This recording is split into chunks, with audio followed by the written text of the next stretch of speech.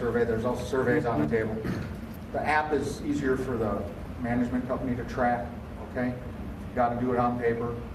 It's fine either way, either paper or on the app. But please, please, please fill out the survey. Let them know if there was value in this seminar, okay?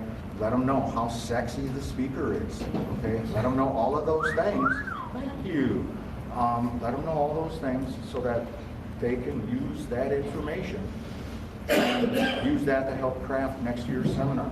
Good, bad, or indifferent. Don't pull any punches. If it's horrible, tell them. If it's great, tell them. They want to know. Because we want to make sure the conventions we put on have value to our members and matter to our members, okay? It's all about the members. That's what this is, okay? So, welcome to Rope Tying 101. Glad you could come. Not, okay, no, seriously, this is what is WaterFed. How many of y'all use WaterFed Pure Water?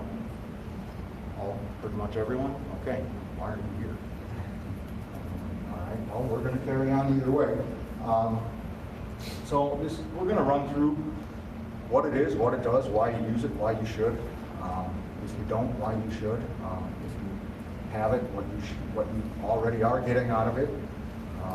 Can you all hear me?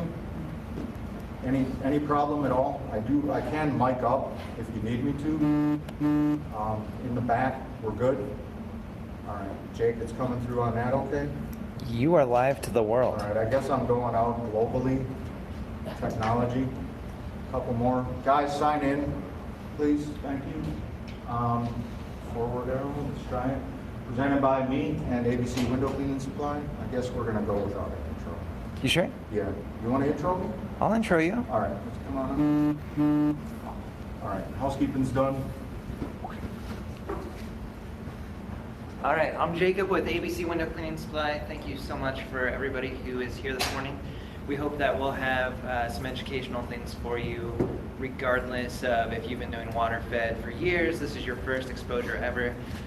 Regardless of what you've got, we have Jeff Class here to present this morning. He knows more about water purification, I'm convinced, than anybody in North America. So I hope you brought some super difficult questions. If you have any questions, that link at the top, you can text them in throughout his presentation, and he'll bring them up at the appropriate times throughout. We're also broadcasting live to YouTube, so we'll be getting some questions there. Jeff Class has been running his window cleaning business out of Wisconsin, First Class Window Cleaning, for quite a few years now. He's worked with ABC for the last couple of years, sort of consulting with us on our WaterFed technology. So this is going to be the comprehensive, like everything there possibly is to discuss about WaterFed in only an hour and a half. So Do our best. So we'll do our best. So with all of that said, please welcome Jeff. And take it away. All right, a couple points. I have owned and operated First Class Window Cleaning for, this is our 30th year in business. Route residential and I guess what you'd call mid-rise commercial. We go 4 or 5 stories. Okay? We access those 4 or 5 stories with WaterFed poles. Sometimes we do employ lifts, but generally if we can reach it with a high pole, we will. If we can't, I know a bunch of rope swingers in my market that I will pass the work on to them. Okay? We use WaterFed poles on as much as we can. If we can pole it, we pole it. All right? Why do we pole it? Well, to me, it's the smartest way to do it. All right? Why should you use WaterFed? That's one of the buildings that we do. Right there. All right? Look up there. That's the brush head. That's the cleaner. That's one of my guys. And he's cleaning up there. That's a condo. Those are big, non-movable flower boxes in that condo courtyard. You can't get a lift in there. I personally, and I know guys with 60-foot ladders, but I don't want to climb up there. I don't know anyone that would. So I think it's faster. I could have loaded this presentation, and I sent him a lot of pictures. I could have loaded this presentation with picture after picture of buildings that we transitioned from traditional after 30 years. I have been using pure water for 30 years. 30 years time, you start traditional, you transition to water pole, okay? We're doing it faster now than we ever did traditional, okay? It's faster. It's safer. The picture that I wanted to give him that I've been in, my son Trevor right now is back home. We got shut down today. We had work scheduled, but man plants, God laughs, you've heard that saying. We got 11 inches of snow back in Wisconsin. So he's doing snow removal today. The window cleaning got shut down. 2 years ago, my son Trevor, he fell off a 2-foot step ladder. We call those cheaters. He wasn't outside, he was inside, on carpet, 2 feet. What's 2 feet? It's about this. We call them cheater ladders. He was changing batteries in a blind for one of our residential clients. He's got remote control blinds in the master bedroom. He was changing batteries in his blind. He stepped the wrong way off the step ladder, okay? Tore his ACL, full ACL tear, ruptured his meniscus. 22 years old, okay? Out for the entire season. That workers' comp claim ended up just under $100,000. 2-foot step ladder between the surgery, the PT, and the workers' comp wage loss are paid out to my son. It's just under $100,000 off a 2-foot ladder. Imagine falling off other ladders. Myself, years back, I took a fall off a three-story roof. Roof, I don't know how y'all say it, but I went down some cedar shade, okay? Pre-water pole days, busted both my legs, this ankle and a bunch of toes in this leg, but I busted bones in both legs, okay? Pre-water pole days, all right? I was laid up for quite some time. Now, that house, guess how we do that house now? What not, okay? Safer.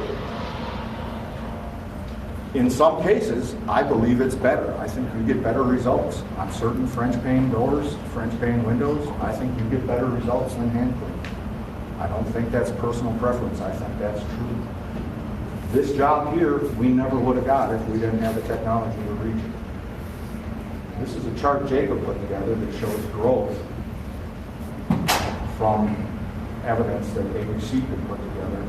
From 2002, 2003 to 2016, 2018, the exponential growth of sales of WaterFed, just at ABC right there. I mean, it's exploding, okay? Industry-wide, look through the trade show that we have out there right now that we all walk through. Look at all the different systems, look at all the different poles. Any of y'all that have been in these things 10, 15, 20 years ago, what was out there? Look at how the options have grown for us. Look at how the prices have come down for us. I mean, the growth in our industry is being insane. Where can it be used? It can be used everywhere, okay? But the system that you want depends a lot on where you live, okay? There are what I call sweetwater areas of the country, okay? One of them is right here, okay? TDS, I mean, there's some areas where you literally can hose down the windows and walk away. I talk to guys where their average TDS is like 8 to 10 parts per million out of the tap. Unbelievable. I mean, that's like too hard. Sorry? What'd you say? It's like go Oregon. Yeah, well, there you go.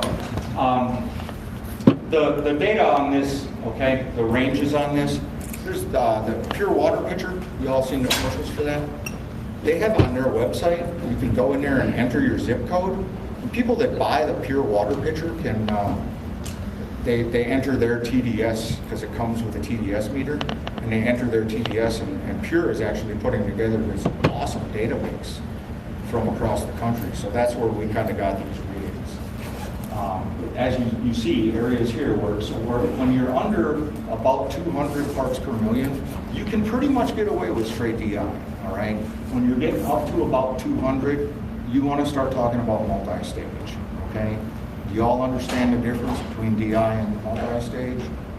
DI only and multi-stage filtration? Okay, we're going to get to that, so don't worry. Most of the country, you're going to want multi-stage filtration because it's cheaper to make water. It might be more to buy the system, but it's cheaper to make the water long term.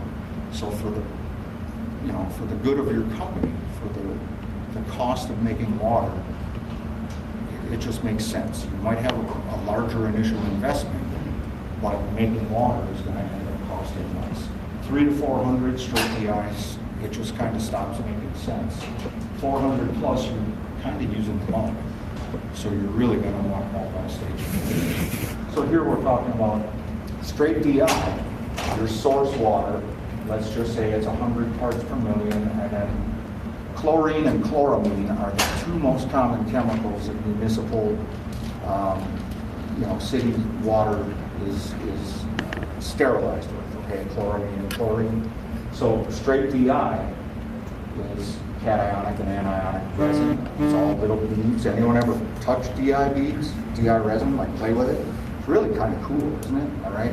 Well, those are positively and negatively charged. Okay. So the water goes through the DI, right, and it comes out at 0 TDS, totally dissolved solids, 0 part per million. So your DI is doing everything. Some of what's in the water is positively charged, some is negatively charged. 6th grade science, opposites attract. So it's kind of like a Tinder date here on, it's like they're all opposites attracting. Everyone's swiping right, your DI resin is getting all used up, and then your DI resin is spent, and your tanks need to be regen, or you buy a new under sock or whatever, and now your DI is done. Okay. Multi-stage, you take that same 100 TDS plus chlorine or chloramine, you go through a sediment and carbon, okay? Now, that 100 is maybe a little misleading because your sediment is going to remove some. It's going to take out what I call some chunks, all right? They're not actual chunks you can see.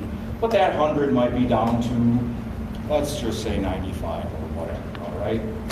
Next stage is going to be your RO membrane. Okay, reverse osmosis membrane. Anyone ever seen one under a microscope? Okay, anyone ever make macaroni and cheese or spaghetti? Everyone's made spaghetti, right? Yeah. Okay, take that bucket of your pot of water and pour those noodles in a colander, right? Lift that colander out, and there's always noodles that get through, right? How does that happen? I don't know, but there's always noodles that get through your colander, right? The colander is your RO membrane. RO membrane is like a sheet of plastic. It's like a plastic membrane with microscopic holes in it that are smaller than a molecule of water, smaller than hydrogen and oxygen together. And water is forced through that membrane, okay? Well, as that water goes through, anything that's like attached to that water, the impurities are scraped off. So if you imagine like your source water is your noodles in the kettle, some of those noodles get through that colander, okay? So your next step is that DI, and that takes care of the rest of those noodles that got through the colander. Is that making sense in your heads at all? So that last little bit of DI takes you back down to 0 TDS. So in a multi-stage system, okay, you're still getting here to 0 TDS, but your DI is doing a whole lot less work because it's not taking 100. Because this RO right here, look what it did. It took out all that impurity except for 2 to 10. Okay? Most of the filtration in a multi-stage system is done through your RO membrane. Okay? So we said this is going to take, maybe 5% out. All right? It's just going to get some of the big chunks out. The big part of your sediment carbon filter is the carbon, which is going to remove the chlorine or chloramine, because RO membranes, unless they're specifically purchased as chlorine tolerant, are not chlorine tolerant. The chlorine will destroy the RO membrane. That's why you have to have a carbon pre-filter in an RO system. You with me so far? Any questions? What do you recommend for micron size for the sediment/carbon filter? Usually 5 is sufficient. Just 5 standard? Yeah, okay. 5 screws. Pretty much industry.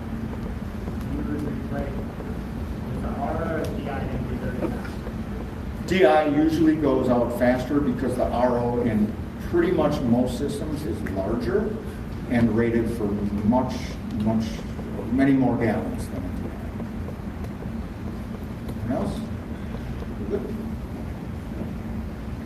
So, kind of like, we're going to compare a few systems, just representative systems, okay? This happens to be the under hydropower. You can see it on the trade show floor, okay? It's a DI only system. This is their single stack example.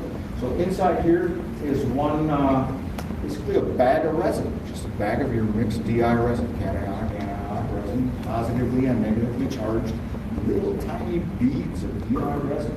So water goes in, water comes out, okay? And inside here, the magic happens.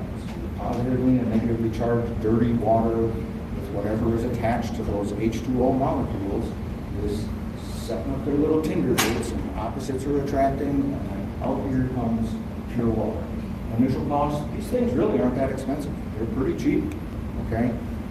Cost to operate, they're pretty, DI, straight DI can get pretty expensive. Talk to guys that have them, they like them, except for they can be pretty expensive to run because these bags are, you know, their life, depending on, go back to that map of the U.S., depending on where you're running it, okay? You can go through these bags pretty quick, all right?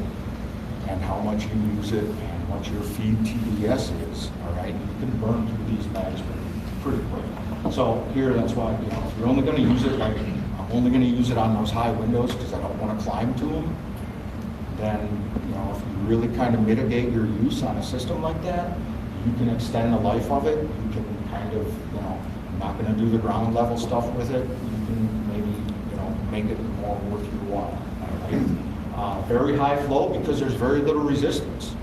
DI systems have great flow because, you know, there's really nothing holding the water back through it. Up to 6 stories, that's really going to depend on tap pressure. You know, what's really coming out the tap, and low learning curve. I mean, water in, water out. And can you read numbers on a TDS meter? Kind of pretty simple from there. Questions about this? All right, unpowered multi-stage, IWCA Eagle Hydro 2. Also see that in the trade show. Water in, water out. I got that reversed, but Kevin, forgive me. A little bit higher to get into because it's multi-stage, a little bit more, you know, got a little framing, some little wheels, things like that. Cost to operate, a little bit less actually, because your filters are going to last a little longer. So it's going to, you know, cost you less to make water, like we talked about, okay? 2 or more hours per week is great. Your flow is going to be actually a little bit less through this because you're pushing that water through an RO membrane, which is going to have more resistance. You're going to get about 3 stories out of it without a motor or a pump or anything, okay? And there's a little bit more of a curve because you got to open this to get to a filter. You got to, you know, worry about, do I need to change my RO? And there's a sediment and a carbon and things like that. So you got to train your guys up a little more. There's something called back flushing because there's an RO membrane. So your guys or yourself, you got a little bit more to learn other than is my TDS high, pull out a bag, put in a bag, and put a top on. So there's a little bit more of a learning on a multi-stage system. Powered multi-stage. Full disclosure, this is what I run. All my trucks have electric RO/DI cards. It's just how I roll. Obviously, you have carbon sediment, you have DI, and then back you have RO. And right here you have an electric motor and a pump. So water in, through the motor, through the pump, through the RO, and then out the DI. Okay? So initial cost is going to be more. You got a lot more going on here. Okay? You have framing, you have wheels, you have obviously filters, you have cost of the motor, cost of the pump, cost of plumbing it all together. Cost to operate is going to be lower because your filters are bigger, they're going to last longer, and it's going to be cheaper to make that water. Usage 2 or more hours per week. In you know, spring, summer, and fall, our carts run all the time. Flow is going to be medium to high. You're right back up to 6 stories because you have motors and pumps. Then learning curve is going to be moderate because you have filters to worry about, you have back flushing to worry about, and you may have mechanical breakdowns. It does happen. You know, my guys all know how to replace pumps if when it happens. You know, now it's a mechanical thing, and mechanical breakdowns can occur. Pole materials, you get aluminum poles. Any questions about the cards? Let's go. Yeah, I had a question, Jeff. Can you share with us the volume differences between the straight DI, an RO without a pump, and then with the pump? So our experience has been with the DI system alone, it flows a lot more water than the pumps, and even a pump with the electric motor. So can you share with that some of the ballpark Well, volumes? DI, you can get 3/4 to a gallon a minute. Okay. My electric carts, we get 2 to 2.5 gallons a minute. Okay. Jake, what's the phaser? It's it's a little over 1. It's close to 1.1. Phaser unpowered is about 3/4 to a gallon a minute. The unpowered IPC, I think, is rated at 1/2 to 3/4 of a gallon a minute with no pump or motor. So, but I mean, generally your best flow is usually going to be DI only, but again, so much of that depends on tap pressure. Right, so we get substantial amounts in the Seattle area out of just a DI. So there's occasions where we'll actually brush and then rinse, with a spray nozzle as opposed to a brush on WaterFed bowl. And so it's significantly more. It's probably 5 to 8 gallons a minute. It's a lot. Wow. But we go through a lot of resin. But the reason we use that as opposed to just an RO system, which we have 3 of, is just the volume difference. Yeah. So anyway, that was my question. So thanks. So what do you figure is kind of optimum pressure at the brush on a WaterFed bowl? Optimum pressure or Well, flow? or your flow? Well, me personally, I'm all about, go bigger, more water means faster rinse, better job, get it done, okay? But there's schools of thought out there that say as little as a 1/2 gallon a minute, but I'm, again, I want my guys to get there, get rigged up, get the job done, and get on to the next one. So like I said, we use electric powered carts, and we put water on that building, and we just want. Yeah, we'll have to measure our output, but we've got a electric car, with a booster pump on it, and I don't think we're getting anywhere near. And some of our buildings, we're trying to reach 6, 7 stories on. Yeah. But we've got jobs we have to take just a DI tank to because we just can't build up enough water pressure. And most of the hydrants in our area have got plenty of water pressure at the hydrant. Mhm. That's not the issue, and I always was kind of wondering if it was the multi-stage facet of our cart wasn't, the bottleneck Yeah. of why our water flow is so low. I will say this, I know that temperature always has an effect on our own membranes. Okay, our carts always do run better in summer than they do in spring. Coming out of winter when the ground is still real cold, in spring our carts never run as good. We always have to dial our pressure up. Then in summer we can always dial them down after the ground's warmed up. So temperature always does play a part in this. The temperature of the groundwater.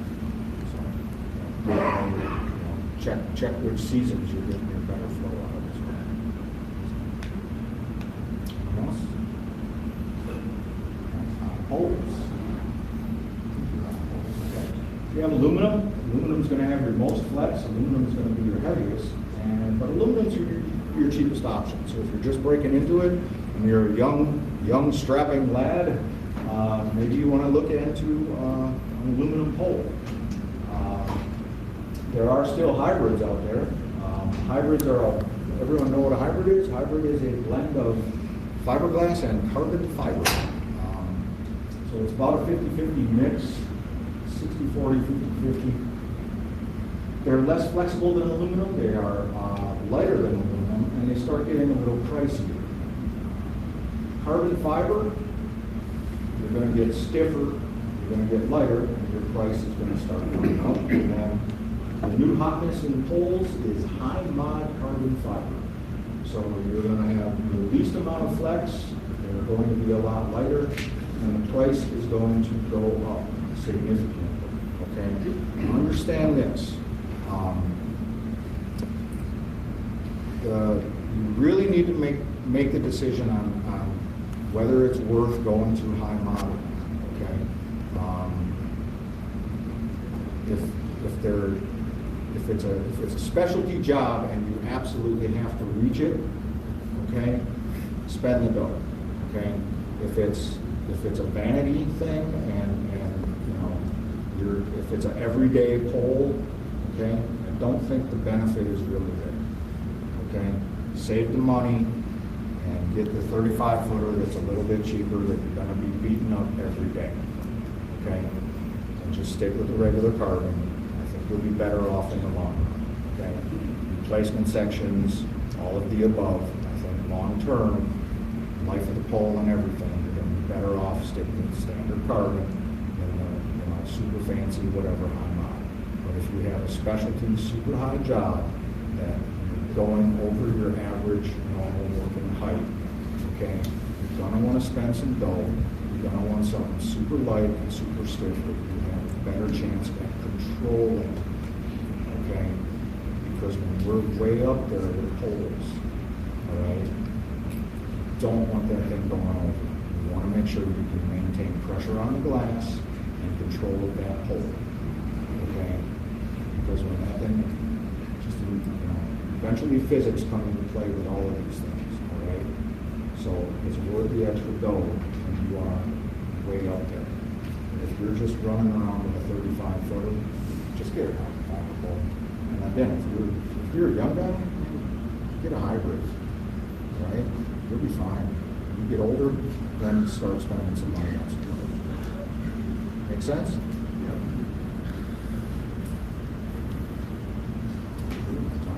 We got till noon. We got till noon. Man, we're raging. Calculating your pole height needs.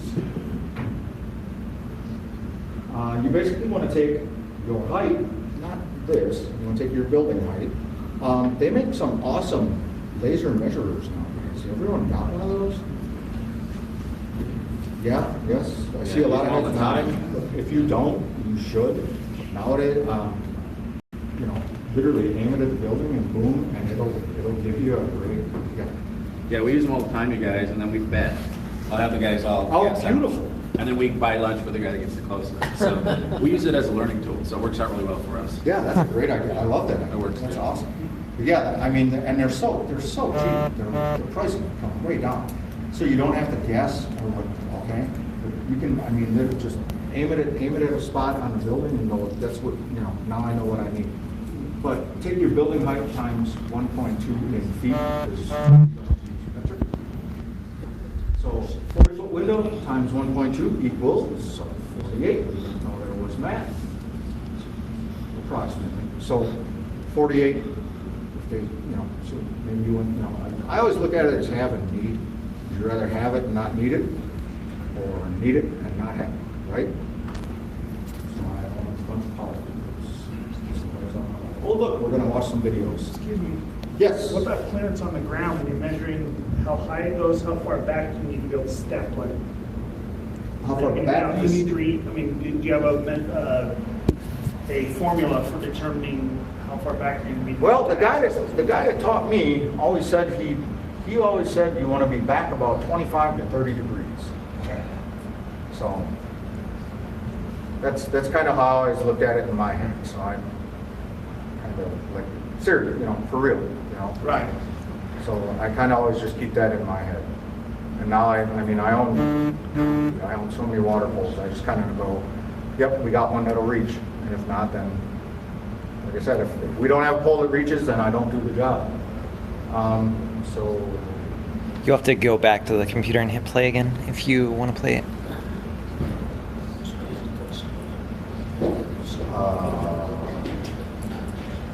what am I doing, Jay? So this is like a simple monitor. So Oh, so it's a nice question.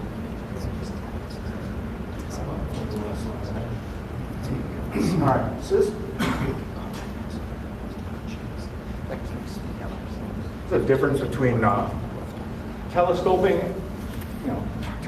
and modular poles. So telescoping poles, everyone knows, is all the sections go inside each other. So when the pole, collapses down inside itself. So basically it has clamps on it.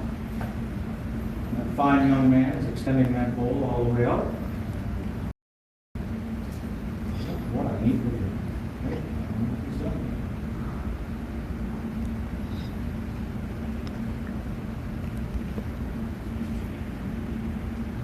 A lot of examples on the showroom floor of that. And it's modular pole, section by section, okay? What a handsome window cleaner.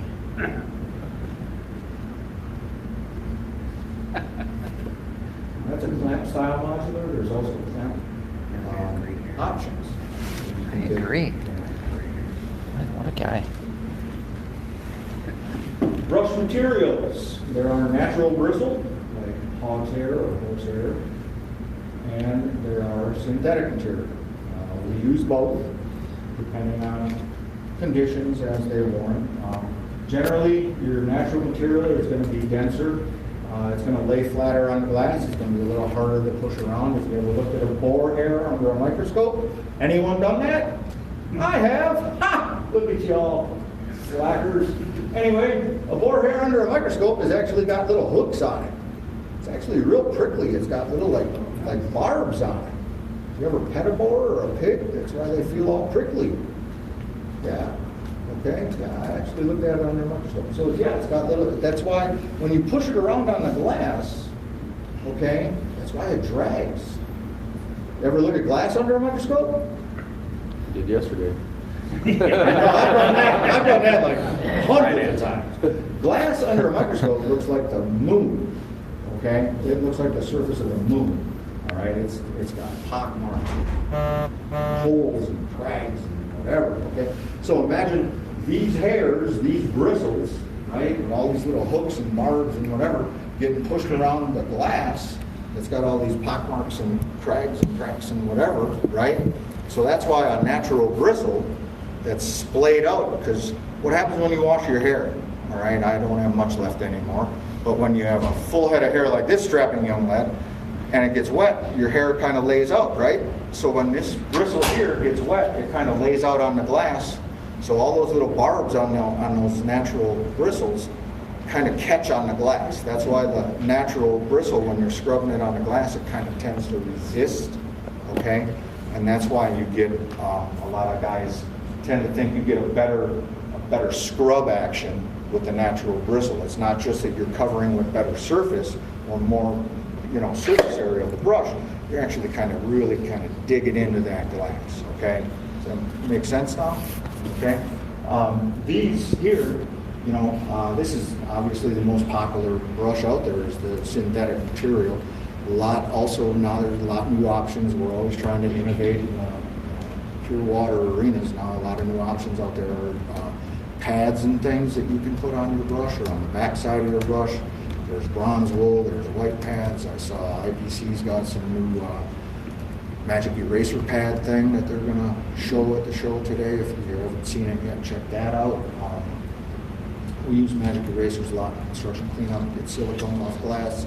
So now there's an option to put one of those on the back side of a water bowl. Okay, so a lot of different options for your WaterFed brush, unlike days past. Questions? Oh, look, more videos. These are pencil jets. Comes out in two streams. Okay. You see them?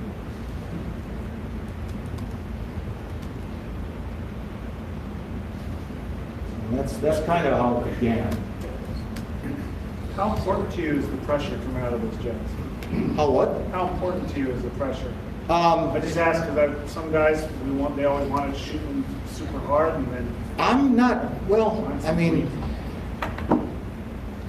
pressure is, you don't want it like, dying. You gotta have decent pressure because that equals flow and that equals production and that equals getting, but too much can cause problems. Too much pressure and you get, you can get blowback onto the, from the sides or the seals or precast or whatever, you know, so I mean, it's, you gotta find that sweet spot, you know. These are fan jets. Fan jets come out in a fan, in a spray. This was the big advancement after pencil jets. Well, this is pretty much what we in my company, we pretty much run fan jets. It's the same about it. Are the pros and Same cons about it. using either? Sorry? Are the pros, what are the pros and cons? I prefer fan jets, faster rinse. Okay. I think you get a faster rinse with fan jets. Is that something you could buy if you haven't already? Yes. Yeah, I cannot be supplier specific. This is an IWCA seminar.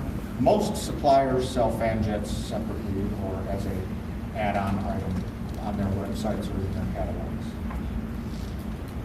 Another new option that's recently new to the WaterFed or pure water world. Yeah.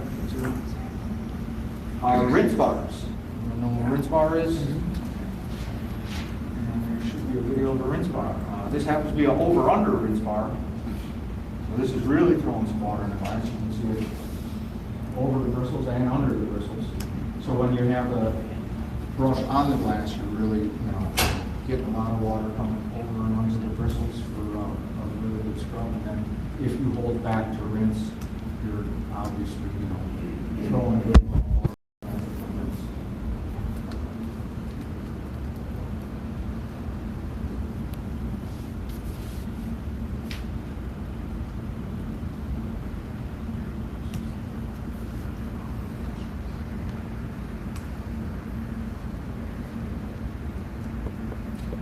One of the manufacturers just come out with a brush with the rinse bar integrated in between the roller. Teach my guys. Come up the right, left, down on the frame.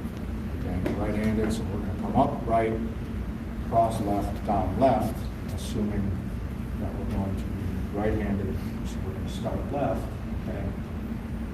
Because what we're going to do then is we're going to scrub left, scrub back right, and then rinse it, working our way back to the right.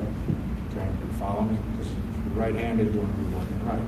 So they always finish the window to the right. If you're left-handed, no offense, I saw left-handed. If you're left-handed, I can't help you. Because my hand doesn't work that way. So just take these videos and watch them in the mirror, turn around sideways, and you'll figure it out. So always a frame first. With pure water, with WaterFed, we always scrub the frames first. And then, guess what? Now you get to scrub the glass. Stay off the frame, because that's already taken care of. And then scrub the glass.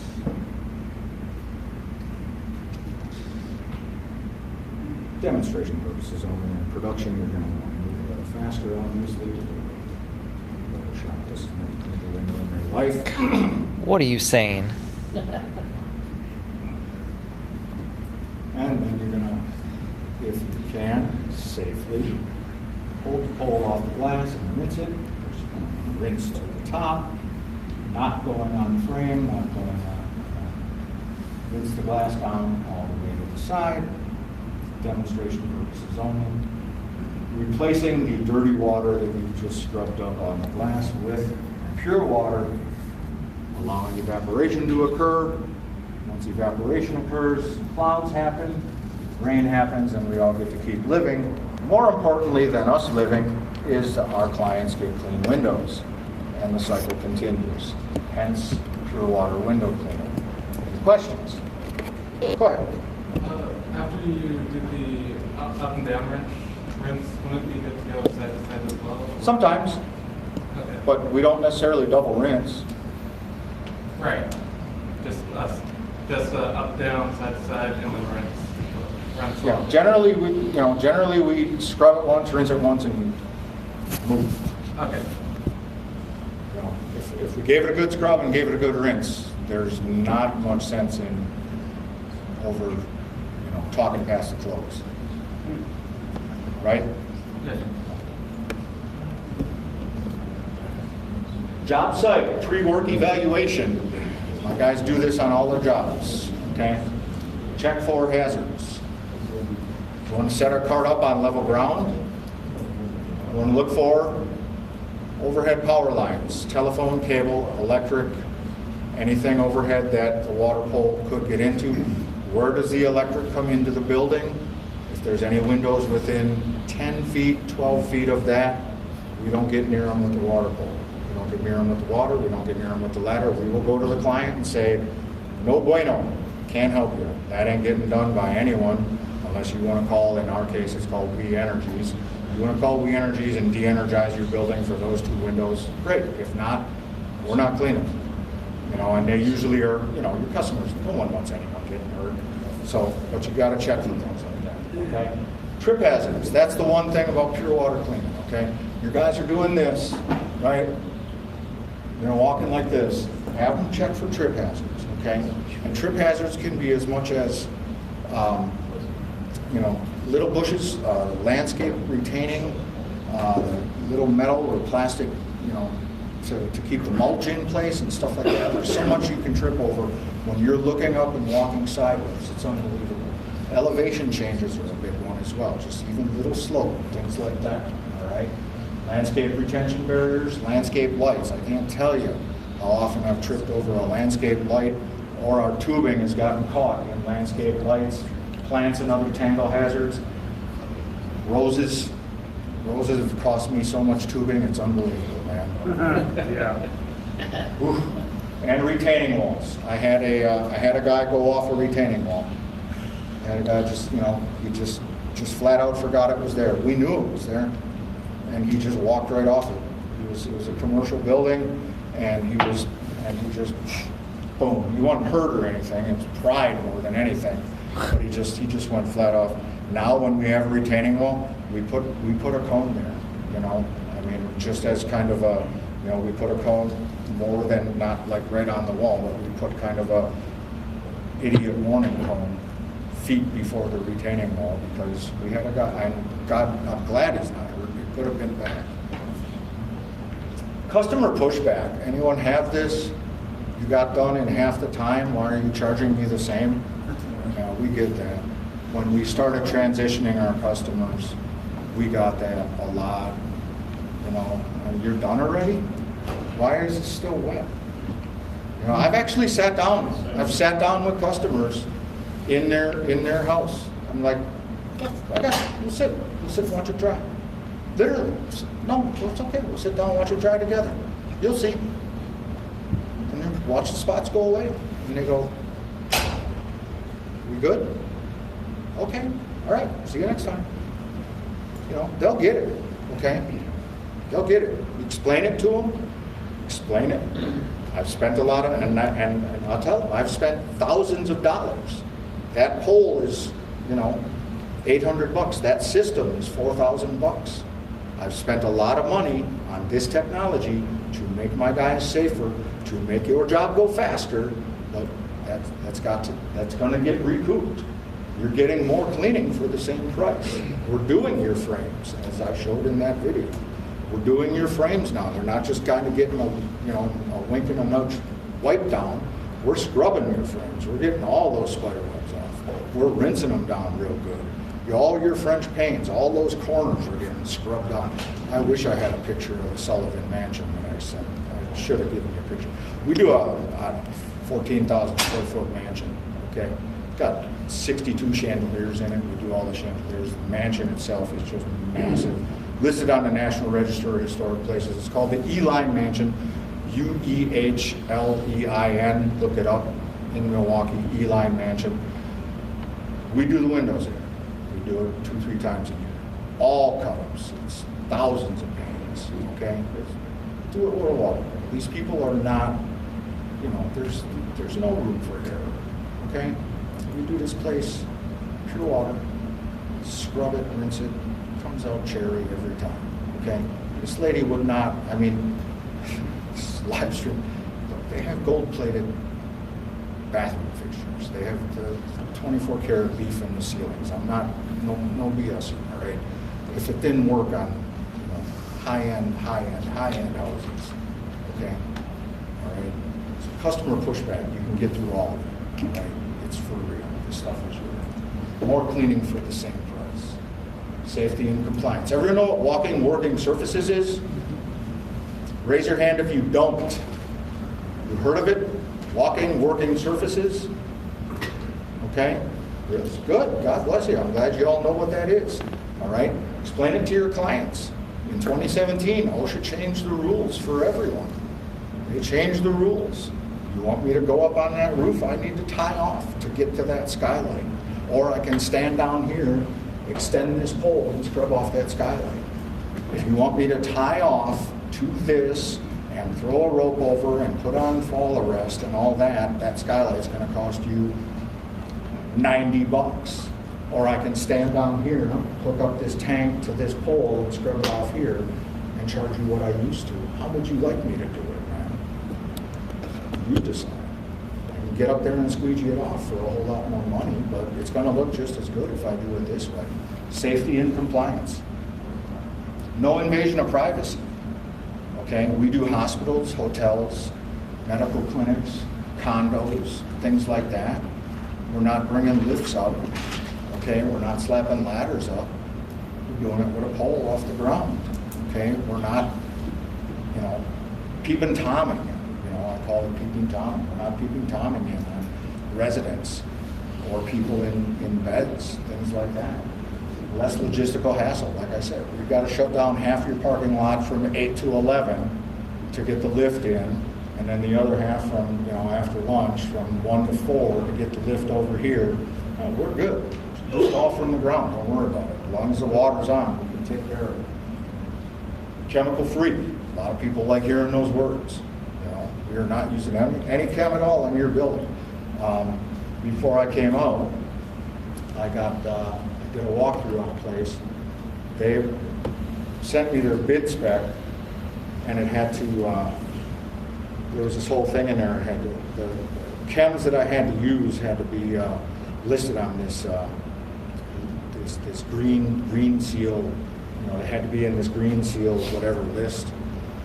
And I emailed the guy back after I got the bid spec, and I'm like, well, I'm looking at your building. I think I can water pull this, and I don't see pure water on your green list here. And he's like, what are you talking about, pure water? So I sent him pictures of our card, explained the process a little bit in an email, and he's like, I need you down here. I want to talk to you about this. What do you, because this particular organization is like all about everything, like chem-free, environmental, whatever. And this guy, I explained to him, I'm heading out to San Diego for a few days. I got to do this thing. He's like, well, so I did the walkthrough, and I said, we need to talk. He is like really, really excited about a more in-depth meeting with me when I get back to town because of pure water, because chem-free.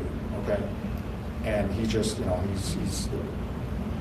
I probably have a real good shot at getting a job because I'm the only window cleaner. I'm not the only window cleaner in Milwaukee that uses this. They obviously, I'm not competitive. I've sold systems to my competitors, okay, through ABC, all right? But I'm the only one that's gone to this particular company and went, I can water pull this for you, man, So, transitioning from traditional to WFP, WaterFed pole. First time through, soap residue, anyone gotten that? Little gray smudgy spots? Yeah? Okay, it's going to happen, especially if you all use Dawn. Who uses Dawn? Okay. Transition your building over. First time you're going to get soap residue spots. Clean it again. They'll go away. Clean it again. They will go away, promise. Just got to get that soap residue out of there. Okay? Gonna happen. This sucks. Your employees. Right? Heard it? You guys, this sucks. This is John. Why did you spend the money on this? God, I'd rather climb a ladder. Okay? You're gonna hear it. You're gonna get pushback. Okay? Stick with it. Okay? Again, look at that trade show floor. Okay? If this was magic fairy dust, if this was snake oil, you wouldn't have 900 different poles and 88 different systems out there right now. Okay? It's real. All right? You want to have the options available. All right? teach your guys the right way to do it, teach your guys to stick with it.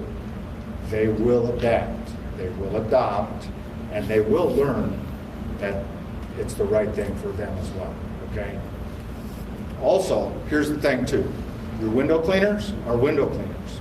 They're not water pole window cleaners. Window cleaners take a pole and do this, right? Mopping that window. And they're squeegeeing that window. See my arms? Right? Water pole window cleaners have to learn how to do this. See the difference? Right? Okay? How to use your core group, especially on longer poles. If they're doing this with the water pole, this sucks. They're not kidding. This sucks. Okay? All day, every day. Oh yeah, this sucks. Right? This, I do this all day. No problem, because I'm using my core. Okay? So teach your guys. Right? Teach them the right way to use the pole. Okay? Teach them the right way to control the pole. All right? They'll be a lot happier. Okay? Get your crew to buy in. Test your TDS regularly, especially you DI only guys. Test your TDS. TDS meters are about $10, $15. Have them on every truck. Have backup batteries. Don't let the excuse of the batteries didn't work or it didn't have a TDS meter or whatever. Okay? Especially you DI only guys. Because you DI only guys know when that DI goes, it goes fast. And when it goes, you are SOL. Okay? Test your TDS regularly. Okay? Because you know there's that sweet spot. And when you're outside that range, it's going to go bad, and there's nothing you can do. Okay? So either keep spare filters on hand so you can get back into making money, or whatever you have a regen option ready to go. Okay, test your TDS regularly. If your guys are out there and they're getting spots, okay, have them test the TDS. If the TDS is under 10, it's not the water. You know that. It's not the water. Okay, it's something they're doing. They're not scrubbing right. They're not rinsing right. Something they're doing. It's not the water. So you've got to have those data points from them. So test the TDS, right? And of course, transitioning is going to take longer the first time. You're learning the building. You're learning the layout. You're going to get those soap spots after it dries. Okay, so everything when I say it's safer, faster, better, higher profit margins, all of that, it all goes right out those windows right there the first time you transition a building. You're not going to get those realized additional profits and all of that the first time. Not going to happen. Usually. Sometimes you do. Sometimes you hit a home run the first time in. Okay? But usually the first time in, you just gotta get your building retrained. Your building needs to be retrained. It's getting cleaned an entirely different way. You retrain your building, first time in, you're going to eat it. Okay? Know that going in. All right? But if you know that here going in, every single time down the road, all right, you'll be better off for it. The guys will be safer. It's all about getting our guys and ourselves, if we're single operators, it's all about getting our guys and ourselves home at the end of the day. This is technology that helps you do that, okay? Here's where it doesn't work. Any baseball fans? 1, 2, 3? All right, anyone know who Bob Uecker is? Raise your hand if you know who Bob Uecker is. Cool, all right. All right, I do Bob Uecker's house. Done Bob Uecker's house for 27 years. And drank beer with Bob Uecker. This is still streaming, isn't it? After his second heart attack, he used to come and steal cigarettes from my brother-in-law when his wife wasn't home, and he still smoked. Seen him all different kinds of bathrobe, whatever. Great guy, phenomenal guy. Big house, not huge, but nice house, good size house. all French paint, screams for WaterFed.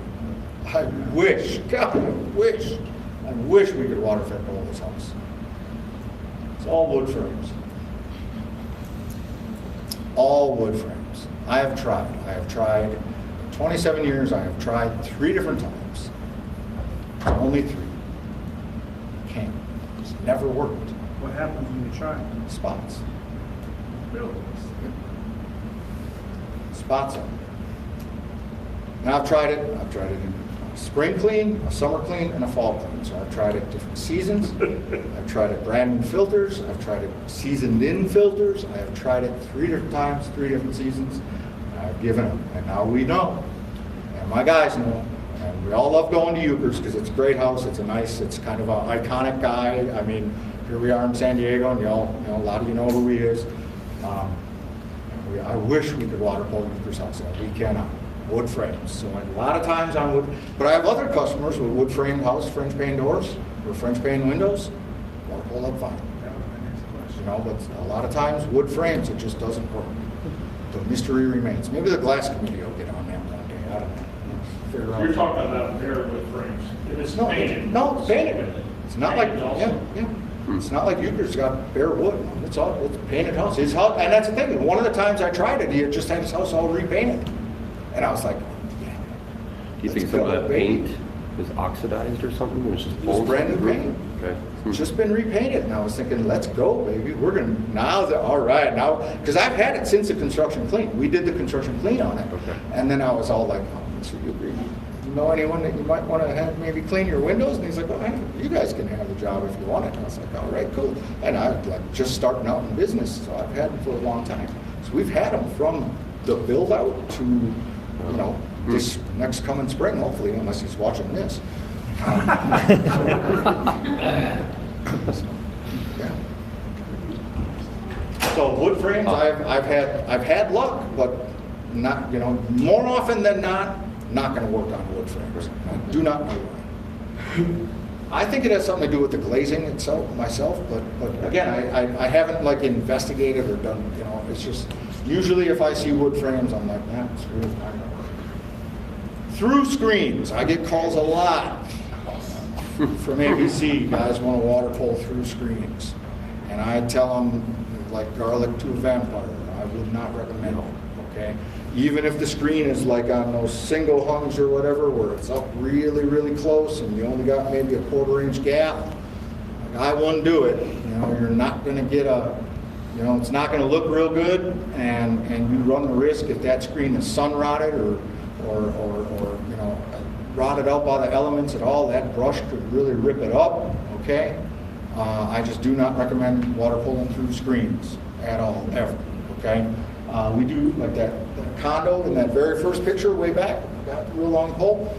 When we do jobs like that, 2-story, 3-story, 4-story, whatever condos, I tell the management company, you've got to pull the screens, okay? You have your maintenance company go around, your maintenance guy go around, you pull the screens, or have your tenants pull them, I don't care. Whoever pulls the screens, it's not us. Screens aren't pulled, we'll do the window above. Whatever happens underneath is not my problem. Price doesn't change, we don't come back, we don't circle back around. We're here on Tuesday, we're not coming back Thursday because, I forgot to pull my screen, please do my window now. It's not how this works. We're coming back, we're going to charge you. Yeah, this is not the world we live in. Tuesday is your day, it gets done Tuesday, your screen ain't pulled, we're done, okay? Not through screens. Anyone know what storm windows are? Well, my Wisconsin crew does, damn straight. Okay, these are called triple track combination It's called a death trap. storm screen windows. Yeah, who's ever cleaned those? Yeah, buddy, I love you all. Okay. You're obviously not going to water pull these because you have an upper storm, a lower storm, a screen, and then 6 panes over one. So these we call these 6/1 triple tracks, okay? So this whole contraption here comes apart. You take them apart, put them on an easel, and clean it, flip it, clean it, flip it, and then put the whole dang thing back together for you, lady. Okay? You're not going to water pull that. Storm windows, obviously not. All y'all, Arizona, and Hawaii, and California, and y'all don't know what storm windows are. They're the bane of our existence in cold weather states. We'll just leave it at that. And smile on that face. Construction cleanup. Obviously not construction cleanup. Now, I will put a qualifier on that. We do work for a custom builder. 6 to maybe 10,000 square foot houses. We will, when the season allows it, we will water pole the house first. We will water pole off the house first, okay? Just so that we kind of know what we got, all right? We know we're still gonna have to go back and hand clean everything, all right? But just so we kind of, get a lot of the, See the silicone? yeah, see where the paint is, see where the silicone is, whatever. We know it's not really, I'm getting a boatload of money to do these houses anyway, so I know it's worth the labor investment to get the dust and the loose dirt and the sand and stuff like that, get that off so it can't get in our T-bars and things like that, okay? Give the house a good rinse, get the frames all rinsed off and things like that. So it can be used on construction cleanup, but only as kind of a pre-rinse or a pre-clean kind of option, all right? It's not like you're really accomplishing a construction cleanup other than a step one of the process kind of thing. Does that make sense? Okay. Any questions? Go. What about ones that chalk up? Yeah, chalkers. We didn't really talk about that. Well, yeah, we have a condo complex. It's 28 buildings, and like 2 of the buildings have been chalking up for the last 7 years or so. And my guys, chalkers are tough. Honestly, we stay off the frames because you can spend a week. Once that paint goes, man, it's just gonna, chalker, milkers, whatever you want to call them, they're just gonna go.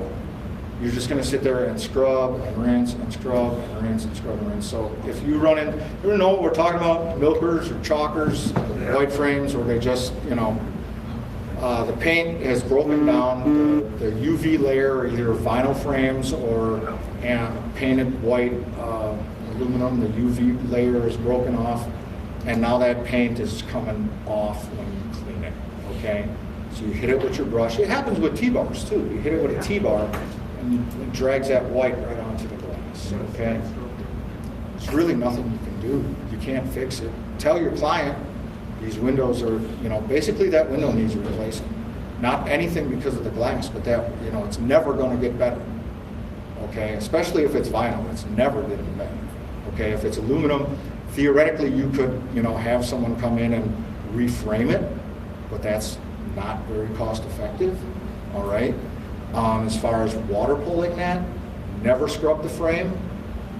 Let the client know if it is a WaterFed job that you are going to do as best you can on those windows and hope they understand. And again, if you have to, then you're going to have to get up there and hand clean them because of their failed windows. It's a sad reality. But I basically, we just try and stay off the frames, scrub as close to the frames as we can, and get as close as we can with a, almost a low pressure rinse to really just keep that water so off those frames, man. So and then if it's low enough, and like our 24-foot regular window pole will reach after it, has done its drying and running, we'll wrap a huck around the end of a window pole and try and, if it's too, we can reach it, we'll try and detail it off with a dry huck to try and make it look as best we can. I hate W frames, man. They're just there's really not much you can do other than that. And indoor pure water cleaning, this system is actually called Dragonfly. I can't get that in the States anymore, but we still use it. This is a construction company, local in my market. They just did a big remodel and all of their drafting tables are 10 or 12 grand each now. They're like electric, light up, and raise and lower, so if their draftsmen want to stand there, and they're almost like Star Trek. These things are amazing. And of course, where are the windows? Behind these drafting tables. Well, when they had desks like normal people, you know, we could like jump up on the desks and get to the windows, right? But I don't want my guys climbing on $10,000 Star Trek desks. So now what do? You know, and of course they want their sills. You know, they don't. Everything's got to be right. So now we've gone to like, you know, indoor quote unquote pure water options for them. They don't want a bunch of water on their windowsills, so we can't really go up there with mops and squeegees. They don't want stuff left there, you know, dripping down and whatever. So, I mean, you know, name drop here, but I bought a bunch of Stingrays. Okay, showed them to the client, did a little demo for her. She was like, "Yeah, that's great. Let's do that." Stingrays? Yeah. It's not really technically pure water. Okay, I bought a bunch of Stingrays. Showed them my guy, showed them how to use them, went up to the site with them and said, "Here, this is what we got to do. Keeps us off your desks." The number one priority was we're not going on those. Okay, so we're gonna have to find a different way. All right. So you know, it's just there are, you know, our industry is changing. Okay, I think you're going to see in the next few years, you're going to see a lot of different options. I know IPC, and I'm actually going to go to their booth and check it out. IPC has some things for indoor pure water options and things like that Kevin has over in the booth as well. Okay, you check those out, because you know it doesn't always have to be a squeegee inside either. You know, we do a lot of car dealers, and I don't necessarily like my guys running around with squeegees that can fall off the end of poles and things and fall onto my son runs a Jeep dealership, and he said the new Grand Cherokee that come out was over $100,000 with the Hellcat motor in it. Yeah, if you get the top, yeah, I was just going to say, we just got a Cherokee, and of course I wanted that. That was way out of my. The one with the Hellcat motor? Yeah, Yeah, it's like, Dad, it's 700 horsepower to get the kids. right, in a Cherokee. Yeah, that seems cool. Yeah. So I could just, you know, squeegee on, so I'm thinking if we could, you know, something with a pad that can't come off, that we can still get their high glass with and make it look good. We got the little IPC stubby with just a little Sure. canister on the bottom and the pad. It works good. We do a shoe warehouse. I don't think we do it enough. I feel it's more maintenance. Right. For sure, you know, it's tough if they start getting the film on there, then you just kind of spread it around with your pad. Yeah, so we're up there once a month for these cars. Yeah, okay, yeah, I only do this twice a year, so. Okay. Yeah. Yeah, Kevin said I That's think it goes for sure. 35 feet in the air, which would be more than we need for this. So. Yeah. Excuse me, sir. Yes. We're back here, we have the air conditioner in our ear, we can't hear you. I'm sorry, we were just jamming about a car dealership and the prices of Jeeps. I'm so Completely sorry. related to why we're here. Yeah. Sorry about that. So we're 15 minutes ahead. Thank you. That's it. Any other questions? Go. I was kind of curious about how you store your WaterFed pool equipment, like brushes, hoses. Well, in winter we take them indoors, so nothing freezes. Okay. Sorry? Do you hang them, or? You hang the brushes, or? Oh, yeah. I mean, good conditions are probably. That's just piled up, dump them. Yeah, in our shop garage on the beams, okay, because you can reach them. I just put hooks. We have hooks up, and then every day they hang up their pole. All right, and then for the tubing coming out of the pole, okay, we use pretty much all stuff. So they wrap up the tubing, and then we have these things called bongo ties. Right? Yeah, they bongo tie the tubing to the back end of the pole. And then they hang it up on the pole itself. Yeah.